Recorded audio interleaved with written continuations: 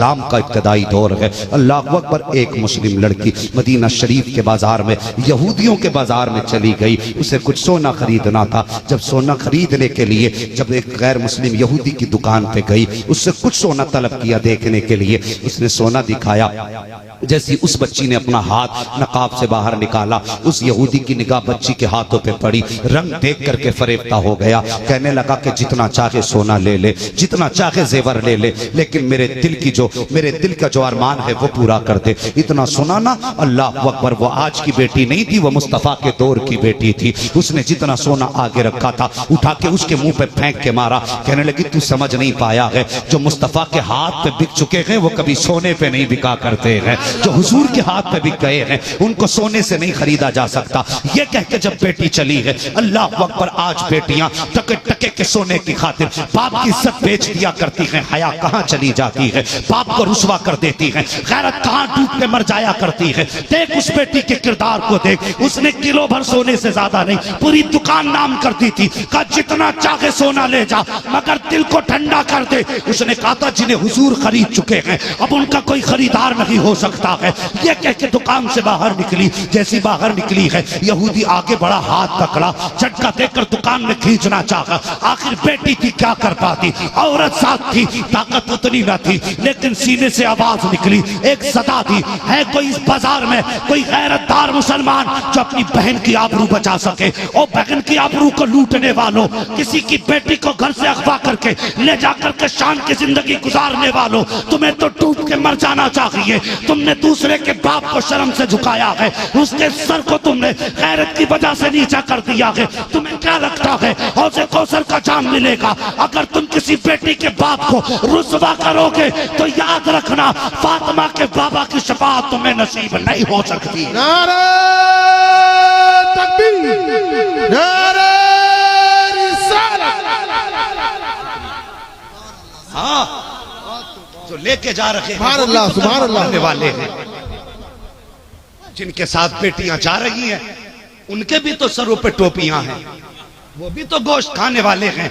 अगर ये जुल्म गैरों ने किया होता तो शायद इतनी तकलीफ ना होती, मगर ये जुल्म हमारे अपनों ने किया, हमारे अपनों ने किया। वरना ये कौम तो वो कौम थी, खुदा की कसम, जो दूसरों की बेटियों की इज्जतों की हिफाजत किया करती थी। मैं वो चिराग था जो आंधियों में जलता रहा, मेरे ही घर की हवा ने बुझा दिया है मुझे।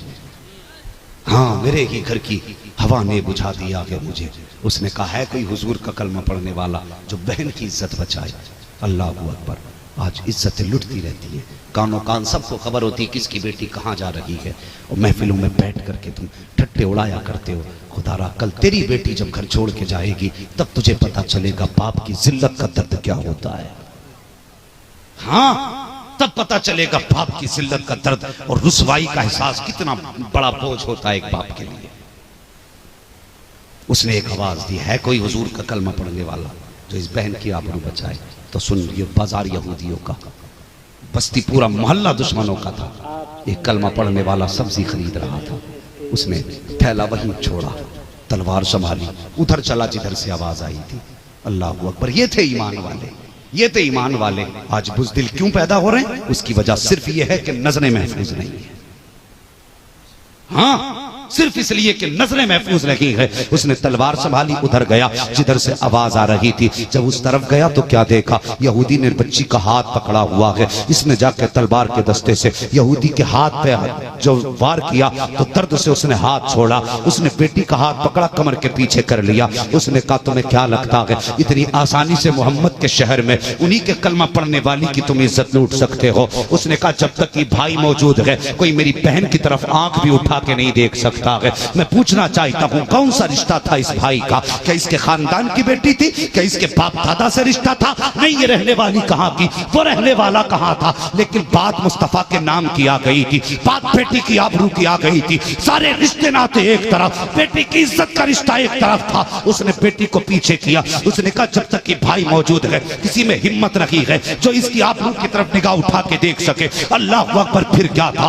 हजारों, जब एक तनहा मुसलमान ने सैकड़ों के मुकाबले में तलवार निकाली है। यहूदियों में शोर मच गया कि एक कलमा पढ़ने वाला हमारे बाजार में हमें धमका रहा है, जल्दी करो सर उड़ा के इसका नेज़े पे उछाल दिया जाए, इसके सर की फुटबॉल बना दो। लेकिन जानते न थे फानूस बन के जिसकी हिफाजत हवा करे वो शम्मा क्या बुझे जिसे रोशन खुदा करे। अल्लाह अकबर। आए यहूदी, सैकड़ों तलवारें निकल आई। इधर तनहा मर्दे मुजाहिद है, हाथ में तलवार निकाली। एक यहूदी आगे बढ़ा, बच्ची की तरफ हाथ बढ़ाना चाहता था, कलमा पढ़ने वाले ने तलवार निकाली, ऐसा वार किया पलक झपकते ही सर कहीं था धड़ कहीं था। जब उसका सर कटा तो एक बार की सैकड़ों तलवारें चली। अब इस एक अकेले मर्दे मुजाहिद पर सैकड़ों तलवारों के वार होते रहे। ये झगड़ा शुरू हुआ था तकरीबन आज के दौर से 10 बजे का वक्त होता, यानी दिन का एक हिस्सा गुजरने वाला था। उस वक्त से जंग शुरू हुई है। तलवार चलते चलते सूरज इस मकाम पे पहुंचा कि ढलने लगा। जब सूरज ढलने लगा सुबह से शाम हो गई। एक मर्द को तलवार चलाते चलाते बाजू थक गए, हिम्मत जवाब देने लग गई। जब बाजू थके बच्ची ने देखा अगर ये तलवार रुक गई तो फिर इस शहर में मेरी आबरू लुट जाएगी, अगर ये बाजू रुक गए तो फिर मेरी हिफाजत कौन करेगा। खुदा की कसम उसने बैठ के मजार की चादर नहीं बोली थी, उसने मजार के चक्कर नहीं कहे थे, बल्कि वो जानती थी अगर मिलेगा तो मुस्तफा के वसीले से खुदा की चौखट से मिलेगा। औरत को हया का हुक्म है, पर्दे का हुक्म है। उसने उसी जगह पे अपने सर को सजदे में रखा, रो के कहा था मालिक तुझे तेरे महबूब की इज्जत का वास्ता, एक भाई आबरू बचाने आया है, इसकी इज्जत की हिफाजत कर, इसके बाजुओं को कुव्वत दे। ए मेरे मौला अगर इस शहर में मेरी आबरू लुट गई तो दुनिया कयामत तक मुस्तफा के मदीने को ताना देगी। रोते रोते इतना जुमला कहा है। उसने कहा मेरे मालिक हमारे हाल की खबर हमारे मुस्तफा तक पहुंचा दे। रोके इसने इतनी बात कही थी, खुदा की कसम अल्लाह को सुन लेंगे, फरियाद को पहुंचेंगे, इतना भी तो हो कोई जो आ करे दिल से। इसने रोके कहा था या अल्लाह हमारे हाल की खबर हमारे मुस्तफा को पहुंचा दे। अभी इतनी बात कही थी कि कमर के पीछे से नारे तकबीर की सदा आई है। बच्ची ने सर उठा के देखा तो क्या देखती है, पीछे पीछे अली आ रहे हैं, आगे आगे तेरे मेरे नबी आ रहे हैं। नारे तकबीर, नारे तकबीर, नारे रिसालत, शहीदाए रसूल कॉन्फ्रेंस, शहीदाए रसूल कॉन्फ्रेंस, खानदान अहले बैत, खानदान अहले बैत, नारे हैदरी, नारे हैदरी, या हुसैन, या हुसैन, दोनों हाथों को बुलंद करके बोलिए या हुसैन, या हुसैन, या हुसैन, या हुसैन, नारे तकबीर, नारे रिसालत। हाँ मैं पूछना चाहता हूँ, अगर हम अकेले खड़े हो जाते थे तो टल ना सकते थे, अगर जंग में अड़ जाते थे पैर शेरों के भी मैदान से उखड़ जाते थे। और यार दस्त तो दस्त है, दरिया भी न छोड़े हमने, हाँ बहरे जुल्मात में तोड़ा दिए घोड़े हमने। हाँ आज हमारी नजरों में इंसाफ नहीं रहा। खुदा के वास्ते किसी की बेटी को घर से लेके न जा, किसी के बाप की 18 साल की मेहनत में पानी न फेर। अगर शैतान बहकाए तो तुझे शैतान की तरफ नहीं जाना, तुझे तो रहमान की तरफ जाना है, तुझे अपने खुदा की तरफ जाना है। अगर चाहते हो अल्लाह तुम्हारी बेटियों को इज्जतें दे तो दूसरे की बेटियों की इज्जत किया करो। हाँ दूसरे की बेटियों की इज्जत किया करो। खुदारा उन कदमों पे न चलो जो कौम को तबाही की तरफ ले जाए, उन रास्तों पे न जाओ जो हमारी नस्ल को बर्बाद कर दे। हाँ बेटियों की इज्जत करो। मेरे हुजूर ने सिखाया, हातिम ताई की पोती लाई गई, हुजूर ने चादर दे दी। किसी ने कहा हुजूर दुश्मन की बेटी है, चादर दे रहे हैं? मेरे हुजूर ने फरमाया चुप हो जा, बेटी बेटी होती है, चाहे काफिर की बेटी हो चाहे मुसलमान की बेटी हो। हाँ ये हमारा इस्लाम है। और आज कलमा पढ़ने वाला बड़ी हंसी के दूसरे की बेटियों की महफिलों में बातें बताता है। शर्म आनी चाहिए, हया आना चाहिए। अल्लाह उस वक्त तक तुझे मौत नहीं देगा जब तक तेरी बेटी को तेरे सामने इसी तरह रुसवा तुझे न कर देगा जैसे तूने दूसरी की बेटी को रुसवा किया। उसके यहां देर है अंधेर नहीं। वो छूट तो दे सकता है लेकिन छोड़ नहीं सकता, ये याद रखना। बेटियों की इज्जत किया करो, किसी की बेटी की इज्जत को न उछालो। अपने घर की बेटी से कहो कि बेटी पर्दा कर दे। बाप क्या नहीं करता बेटी के लिए, क्या नहीं करता हो। कभी बेटी हो बाप को समझना है तो कभी घर से निकलना हो तो कभी बाजार में मंडी में जाके देखो, जिनके बाल सफेद हैं गर्दन झुका के हाथ में थैला लेके खड़े होते हैं, उनसे पूछो कौन सी मजबूरी ने ला के बाजार में खड़ा किया है। एक पेट की बात थी, अकेला आदमी तो कैसे भी पेट पाल लेगा, लेकिन जिसके बाल सफेद हो गए फिर भी कमर पे हाथ रख के बाजार में खड़ा है, मजदूरी के लिए आया है। यकीनन जब पूछोगे तो जवाब यही होता है, मौलाना मैंने बेटों के भी निकाह कर दिए, 3 बेटियों के भी निकाह कर दिए, 1 बेटी रह गई है, उसके हाथ पीले करने हैं, ये मजबूरी है जिसने मुझे बाजार में ला के खड़ा किया है। एक बाप अपनी इज्जत के लिए बुढ़ापे में तेरे लिए बोझ उठा रहा है और तू बेटी हो के बाप का ख्याल नहीं कर सकती, बाप के लिए तू इतना नहीं कर सकती।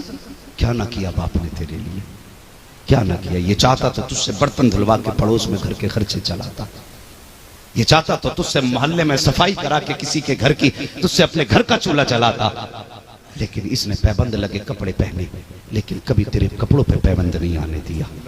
क्यों? ताकि मेरी बेटी का कोई बदन ना देख पाए। इसने खुद तो पैबंद लगी जूतियां पहनी, लेकिन कभी तुझे घर से नंगे पैर नहीं निकलने दिया, इसलिए कि मेरी बेटी को कोई हिकारत की नजर से न देखे। आज एक बेटी कितनी आसानी से बाप को रुस्वा करके चली जाती है, बाप को जलील करके चली जाती है। और जवान तुझे भी खुदा का वास्ता, खुदा के वास्ते किसी की बेटी की इज्जत के साथ खिलवाड़ न करना। हाँ, किसी की बेटी की इज्जत के साथ खिलवाड़ न करना, वरना तू नहीं जानता अगर तूने किसी की इज्जत को उछाला और बाप अपनी बेबसी पर आंसू बहा के कमरे में बैठ के रोया तो तुझे क्या लगता है उसके आंसू तूने नहीं देखे तो किसी ने नहीं देखे, उसका दर्द किसी ने नहीं जाना तो तूने नहीं जाना। खुदा की कसम अगर वो अंदर बैठ के रोया, आंख में आंसू आए, किसी को खबर हो ना हो, मदीने वाले मुस्तफ़ा को खबर हो जाती है, हुजूर को खबर हो जाती है। करेंगे ना इंशाअल्लाह घरों में पर्दे को लाजिम, बोले इंशाअल्लाह। वरना अगर बेटियां हद में नहीं तो कितने जलसों में आकर बैठो, कुछ नहीं होने वाला।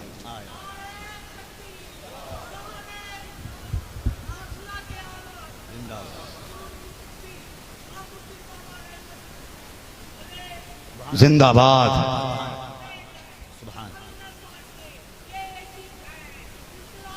जिंदा होता है हर करबला के बाद। वाह वाह। हाँ, खुदी को कर बुलंद इतना कि हर तकदीर से पहले खुदा बंदे से खुद पूछे, बता तेरी रजा क्या है।